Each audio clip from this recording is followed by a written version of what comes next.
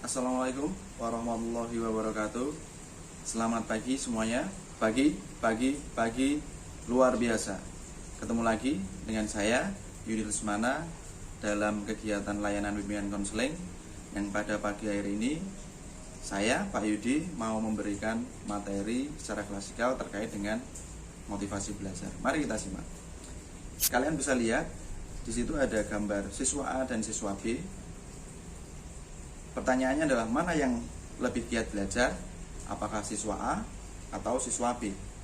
Nah, tentunya kalian semua akan menjawab siswa A, karena siswa A terlihat memegang piala dan tersenyum bangga akan apa yang dia peroleh, berbeda dengan siswa B. Pertanyaan berikutnya adalah bagaimana keadaan kedua siswa tersebut setelah 20 tahun kemudian? Ternyata siswa A menjadi seorang TNI dan siswa B menjadi seorang tukang becak. Nah, dari apa yang telah Pak Yudi tampilkan tadi, bisa diambil kesimpulan bahwa apa yang kalian lakukan sekarang, tentunya sebagai siswa di kelas 7 SMP Negeri 1 Gajah, akan berakibat atau akan menimbulkan hasil di kemudian hari terkait dengan profesi, pekerjaan yang akan kalian peroleh. Nah, kita lihat tayangan berikutnya. Di situ Pak Yudi analogikan siswa dengan mobil. Jika mobil bisa bergerak dengan adanya mesin, tentu pertanyaan berikutnya adalah apa yang bisa menggerakkan siswa untuk mau belajar? Ada yang tahu? Apa yang bisa membuat seorang siswa mau untuk belajar setiap hari? Kira-kira apa? Nah, tentunya yang bisa membuat siswa untuk belajar, mau untuk melakukan kegiatan belajar adalah adanya motivasi belajar. Nah, apakah motivasi belajar itu? Nanti akan Pak Yudi sampaikan ke kalian dengan lebih jelas, lebih detail melalui kegiatan kali ini. Tapi sebelumnya, tujuan dari kegiatan layan bimbingan konseling kali ini adalah siswa mampu memahami tentang motivasi belajar dan mampu memunculkan motivasi belajar internal dalam dirinya. Ya, jadi tidak cuma paham saja tentang motivasi belajar, tapi siswa juga mampu memunculkan motivasi belajar dalam dirinya masing-masing supaya semangat atau kemauan untuk belajar terus muncul secara kontinu, bertahan dalam dirinya dari waktu-waktu sampai dia sukses. Nah, pengertian motivasi sendiri, motivasi merupakan sebagai pengaruh kebutuhan dan keinginan pada intensitas dan arah seorang yang menggerakkan orang tersebut untuk mencapai tujuan dari tingkat tertentu. Secara mudah, motivasi bisa dikatakan adalah sebuah dorongan. Jadi, yang mau membuat kalian untuk melakukan sesuatu itu bisa dikatakan motivasi. Nah, yang kedua, belajar merupakan suatu aktivitas mental atau psikis dalam interaksi aktif dalam lingkungannya yang menghasilkan perubahan-perubahan pengetahuan, pemahaman, keterampilan, dan nilai sikap bersifat secara relatif konstan dan tetap.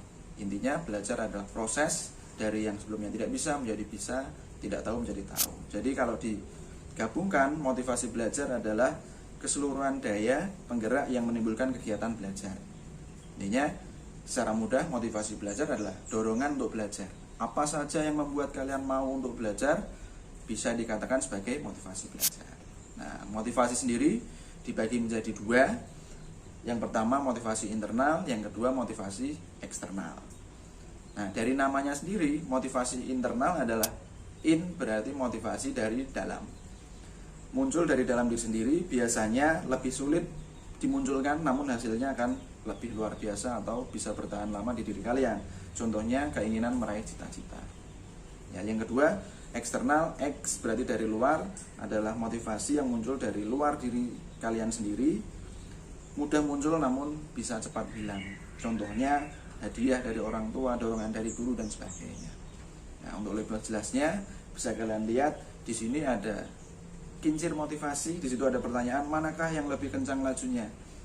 Kalau kalian memutar suatu kincir, memutar dari bagian luar, kita ibaratkan motivasi eksternal, atau dari porosnya motivasi internal. Tentunya kalau kita memutar sebuah lingkaran akan lebih kencang lajunya jika kita putar dari titik yang dekat dengan porosnya. Nah, itu menunjukkan bahwa motivasi internal itu lebih besar manfaatnya dibanding dengan motivasi eksternal. Nah, jadi analoginya seperti kincir yang Pak Yudi sampaikan di sebelah. Jadi motivasi internal bagikan posisinya dalam kincir, kalau kita putar tentunya lajunya akan lebih kencang dibanding kita mutar dari sisi luarnya, atau kita ibaratkan motivasi eksternal. Nah, pertanyaan selanjutnya adalah bagaimana memunculkan motivasi belajar internal dalam diri kalian masing-masing? Nah, tentunya sesuai dengan contoh tadi, dalam contoh bentuk-bentuk motivasi tadi adalah dengan memunculkan cita-cita. Nah, ini yang menjadi kekhawatiran bagi saya seorang guru BK. Jika kalian semakin bertambah usianya, semakin rasional daya berpikirnya, semakin takut untuk bercita-cita. Kenyataannya seperti itu. Kalau anak SD kelas 1 mungkin ditanya cita-citanya apa, pasti akan dijawab presiden, tentara, dokter, dan sebagainya. Tapi kalau kalian ditanya tentang cita-citanya, apakah bisa cepat langsung menyampaikan seperti anak kelas 1 SD? Belum tentu, karena pikiran kalian sudah rasional. Ini yang berbahaya. Ini yang membuat Pak Yudi pengen menyampaikan materi kali ini, karena walaupun usia kalian sekarang sudah kelas 7, kalian tetap harus punya cita-cita yang akan kalian capai dan kalian ingat untuk memacu motivasi belajar kalian. Nah, cara menentukan cita-cita sendiri tidak sembarangan, ada caranya. Yang pertama, ada harus spesifik jelas. Misalkan cita-citanya jadi dokter gigi kah, dokter spesialis atau dokter umum. Misalkan cita-citanya jadi guru BK seperti Pak Yudi, guru matematika, guru bahasa Inggris, dan sebagainya, itu harus jelas. Yang kedua, sesuai dengan kemampuan. Kalau kemampuan kalian punya kemampuan dalam bidang menyanyi, silahkan mau jadi penyanyi. Dan sesuai, yang ketiga, harus sesuai dengan minat. Jadi kalau minat kalian memang adanya di kegiatan belajar mengajar, kalian boleh menjadi guru. Nah, seperti itu. Nah, itu yang bisa Pak Yudi sampaikan. Intinya adalah motivasi itu ternyata sebuah hal yang penting yang harus dimiliki seorang siswa. Nah, karena penting, maka Pak Yudi punya kewajiban untuk memunculkan motivasi tersebut dalam diri kalian masing-masing, yaitu dengan memacu kalian untuk terus memiliki cita-cita yang ingin kalian capai.